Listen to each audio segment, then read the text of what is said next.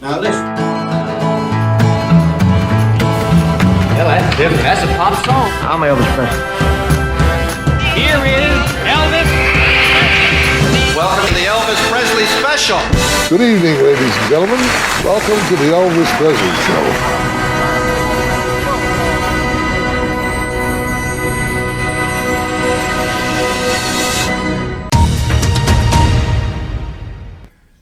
Dear viewers, I'll keep this introductory talk short because this video is richly filled. And not with just Elvis news this time, because in this video I make a personal confession to you and I have an important announcement to make. Both things take up quite a substantial part of the video. Apart from that, I also found some very interesting news tidbits that I hope are interesting to you as well. So let me not delay any longer and start right away with a new episode of the Elvis Presley News Report of June 2025. One sentence in a Facebook posting can stir quite a commotion, especially when it is posted on the Facebook page of Baz Luhrmann. This is the latest concerning his upcoming Elvis concert footage film. Quote, "Speaking of EP, epic Elvis Presley in concert before the end of the year." 3 weeks after this Facebook posting, Baz made the following contribution on his Facebook page. Quote, "Staring at this screen day and night, can't wait to share it with you." End of quote. As you can see is that his text is accompanied by a photo of Elvis that looks like it's been taken during his 1957 Honolulu concert in Hawaii. Now this is really odd, as I always thought that his upcoming movie would only consist of footage and outtakes taken from Elvis in concert, and that's the way it is. 3 days later, Baz made another posting on his Facebook and wrote the text, "Midweek sneak peek from the workspace." As soon as there is more information about this subject, you will hear it, of course, on this channel. A formerly unreleased clip of Elvis, which runs for over a little more than just 2 minutes, has recently been found in the vaults of Fox Television. The date of the taping is October 29, 1956, and Elvis is shooting a new ending scene in New York City for his Love Me Tender movie. The big names at the studio felt that after seeing the preview of the movie, a new ending should be created for the film. This decision was made to somewhat soften Elvis's death in the film for the viewers.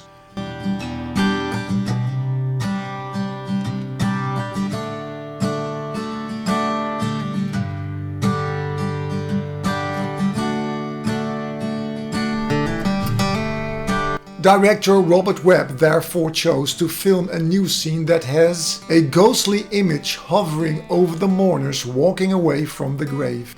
It appears as if Elvis's hair may be dyed black in this scene, which is a bit strange because throughout the rest of the movie he has his natural hair color. The clip also shows Elvis talking to news reporters and signing autographs for his fans.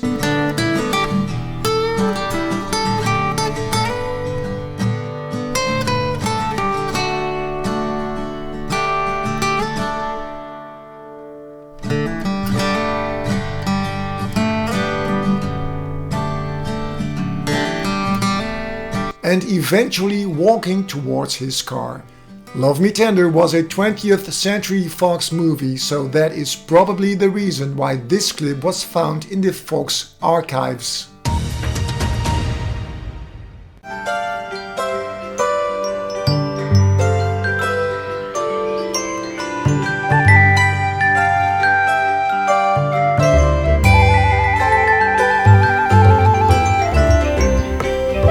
Oh, hey, hi there! You just caught me while I'm in the middle of making this video. I have a confession to make to you. For years, I regularly bought Elvis Presley bootleg CDs and the Follow That Dream CDs. When at a certain point I noticed that the supply became too large to keep up with, I decided to stop buying these CDs. After all, I could no longer see the forest for the trees and there was barely time to enjoy the CDs. Then I decided to leave this path and from then on to concentrate on the large and expensive Follow That Dream box sets.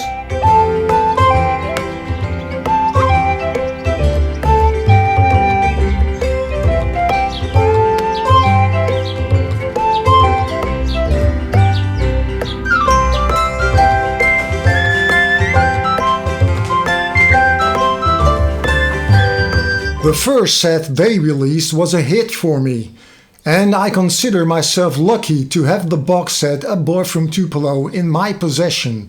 I still enjoy the book, the information it contains and the music on the CDs. After A Boy from Tupelo, the next set was dedicated to Viva Las Vegas, and you will understand that The Making of Viva Las Vegas became the next addition to my collection. After the success of The Making of Viva Las Vegas, the FTD writing duo Paul Granlund and David English really got started creating several books in the series The Making of. The production of their box sets coincided with the period when I was spending more and more time on my Elvis Presley News Report videos. Many people have no idea of the time I spent making my videos. As a stutterer and as a perfectionist, I spend an average of about 30 hours a month before I am satisfied with a stammer-free 20-minute video. And that's all time I cannot spend on other things. And here comes my confession. In recent years, I have faithfully purchased all The Making of book sets, but I still have them all in their packaging. Look here, The Making of Elvis on Tour, The Making of Jailhouse Rock, The Making of King Creole, The Making of Blue Hawaii. And this one over here is extremely heavy. It's the making of That's the Way It Is. I simply haven't even had the time to open them or enjoy them. Now, an Elvis friend of me once told me, "You keep them in the cardboard so that you can sell them again at a later time at a high profit." But that's really not the case, because when I open up the cardboard, I really want to enjoy the product and not put it away unseen on a bookshelf. Now this situation has made me think, and later in the video I therefore have a very important announcement for you. Elvis 57, the final 50s tours, is a new FTD book release. The book features over 300 photos, of which many are rare and unpublished. The 500-page book comes with a 4-track, 33 RPM vinyl EP. 1957 is a less documented year in the Elvis bibliography. In 1957, Elvis went back on the road for 3 short tours, visiting 18 major cities in the United States and Canada. Elvis 57 is a re-release of Alan Hansen's sensational book from 2007. At the time, it was a 329-page paperback edition, measuring 6 by 9 inches with only 19 photos. Now, 18 years later, a few minor errors in the original text have been corrected, and the number of photos in the book has grown from 19 to 300 photos from the collection of Paul Granlund. Alan Hansen discovered that Elvis played the song Fools Halls of Fame during his Vancouver and Seattle shows, which he introduced as "my next single." There are 2 theories about his studio recording because, according to DJ Fontana, they did attempt the song in the studio. or the song never got further than the rehearsal stage, or never a satisfactory take was recorded and the tape went missing or was erased during the 1959 RCA Vault cleanup. Collector's label Follow That Dream Records announced the June 2025 release of the Harem Scarum Sessions triple CD set to commemorate the 60th anniversary of the recording session. CDs 1 and 2 offer newly mixed masters and outtakes in far superior audio, and CD 3 has the original 1965 LP masters. Unreliable sources say that the set comes with a free turban. As I showed you in the video, I would like to have some more free time for my Elvis hobby. I still enjoy making the Elvis Presley News Report videos, and I know that my work is highly appreciated by you. The disadvantage, however, is that it puts a lot of time pressure on me, because everyone knows that my video goes live on the last Friday of each month. In addition, I noticed that news videos have a very limited shelf life. I see that after a while the views drop sharply because after a month news becomes old news. As a news reporter, I am always dependent on the news that becomes available every month. Sometimes that's a lot, but more often it is little. However, I do foresee that as we move towards August 16, 2027, there will be a few more major projects that I would like to report on. But after the activities leading up to the 50th anniversary of Elvis's death, it will become relatively quiet around Elvis. This has made me decide to stop with the Elvis Presley News Report as of December 2027. I will continue on YouTube, but it will no longer be Elvis News videos. The plan is to first take a rest and master a new video package. As soon as I have mastered this new technique, I want to start making videos about Elvis again. This could be a review of a book or a CD or a moment from Elvis's career that I would like to delve into a little more deeply.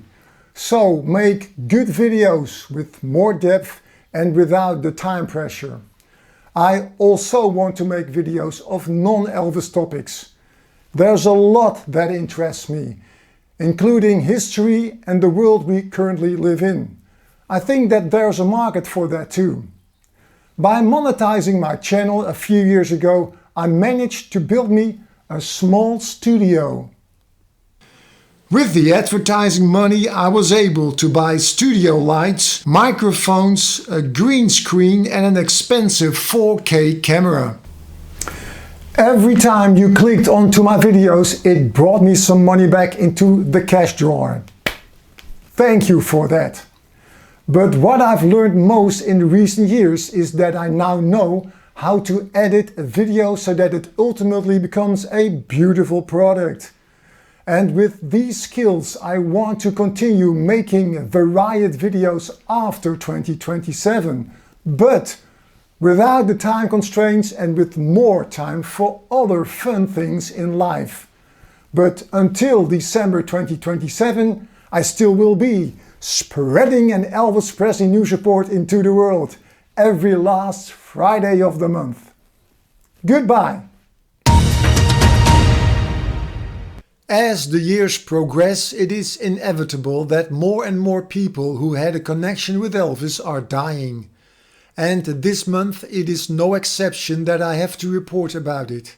The most well-known to Elvis fans is Elvis's pianist David Briggs, who played keyboards on multiple Elvis sessions as well as touring with the TCB band. Briggs started working with Elvis in 1966 when he was asked to sit in until Floyd Kramer arrived at the How Great Thou Art sessions. The first thing Elvis asked Briggs was to play piano to the song Love Letters, and after an impressive performance, Elvis told Briggs to continue playing keyboards on the rest of the session. On New Year's Eve 1975 at Pontiac Stadium, David Briggs would join with the TCB band, and in 1976, after Glenn Hardin left, he joined the band full-time, touring with Elvis. David Briggs would leave the TCB band after the February 1977 tour, when Elvis discovered that David was having a relationship with Elvis's ex-girlfriend Linda Thompson. The relationship between David and Linda would last for 3 years. In 1982, David Briggs produced the remix sessions for the Elvis medley. The single would chart at number 51 in the UK and at number 71 in Billboard Top 100. A year later, in 1983, he also produced the overdub sessions for the I Was the One album, which did not chart. David Briggs was 82. Will Hutchins was a co-star in 2 of Elvis's movies. He first appeared as Tracy Richards in the 1966 movie Spin Out. A year later he had a much bigger role when his character Tom Wilson played opposite Elvis in the 1967 movie Clambake. Fans probably will remember the duet in that movie of Who Needs Money, in which Will Hutchins' lips synced to the voice of Ray Walker. Asked about his experiences with Elvis, Will Hutchins was always very positive. Quote, "I am sure if the Colonel had allowed him to accept meatier roles, he'd have won an Oscar. The camera loved Elvis. He was the most talented fellow I ever worked with." Will Hutchins was 94. Hollywood actress and singer Joan O'Brien played Elvis Presley's romantic interest in the 1963 movie It Happened at the World's Fair. She played the character of Diane Warren, the World's Fair nurse and the love interest of Elvis's character Mike Edwards. She attends to Elvis's character in the movie when he suffers a leg injury after he asked a young boy, played by Kurt Russell, to kick him in the shin. At the end of the movie, Joan O'Brien can be heard singing with Elvis to the song Happy Ending. Joan O'Brien has died at the age of 89 following a lengthy battle with Alzheimer's disease. It's trivia time, and because I do not want to exceed the 20-minute mark of my videos, I decided to keep the trivia section for this time short and snappy. In last month's video, I was playing you 3 tiny snippets of Elvis songs, and the question was, what do these 3 songs have in common?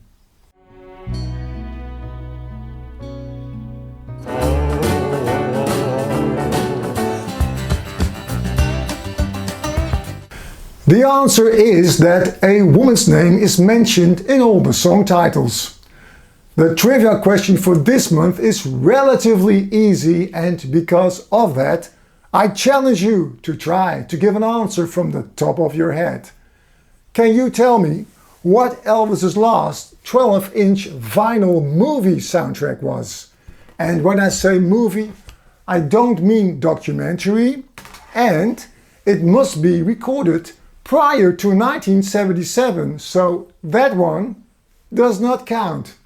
Post your answer in the comments below. Good luck, everybody! To prevent vandalism such as writing messages and names by Graceland visitors, a fence has been placed around the official historic marker on Elvis Presley Boulevard. In my opinion, the new fence looks terrible and takes away much of the charm of the sidewalk in front of Graceland. Why didn't they just place the historic marker behind the wall to prevent vandalism and, as a side effect, give the street its original appearance back? That was the news for this time. Check back next month if you want to keep up with all the latest Elvis news. Until then, have a happy Elvis Presley Day. You have a happy, have a happy